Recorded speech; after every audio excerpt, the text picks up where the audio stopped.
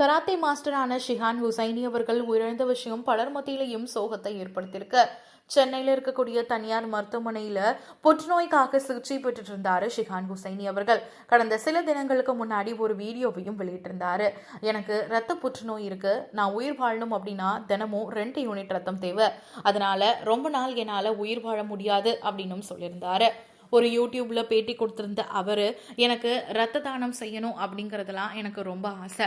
இப்போ நான் என்னுடைய உடலையே தானம் செஞ்சிருக்கேன். என்னுடைய உடல் நான் இறந்த பிறகு மருத்துவ மாணவர்களுக்கு கண்டிப்பா உதவியா இருக்கும் அப்படின்னு சொல்லியிருந்தாரு. இறந்து போறப்ப கூட அவர் மனசுல எந்த ஒரு ஹோப் இல்லாம இல்ல, அவ்வளோ நம்பிக்கையா எனர்ஜியா பேசிட்டு இருந்தாரு. நிறைய பேர் அவருக்கு உதவிகரமும் நீட்டிருந்தாங்க. சீக்கிரமா அவரு குணமாகி வந்துருவாரு அப்படின்னு நம்பிட்டு இருந்த நிலையில அவருடைய உயிரிழப்பு பலர் மத்தியிலையும் சோகத்தை ஏற்படுத்தியிருக்கு. மதுரையை சேர்ந்த ஷிஹான் ஹுசைனி அவர்கள் திரைப்படத்திலையும் நடிச்சிருக்காரு. நடிகர் விஜய் நடிச்ச பத்ரி திரைப்படத்துல தான் இவரு பலருக்கும் தெரிய வந்தது. ஆனா பாலச்சந்தர் அவர்கள் இயக்குன புன்னகை மன்னன் திரைப்படத்துல தான் இவர் அறிமுகமும் ஆனாரு.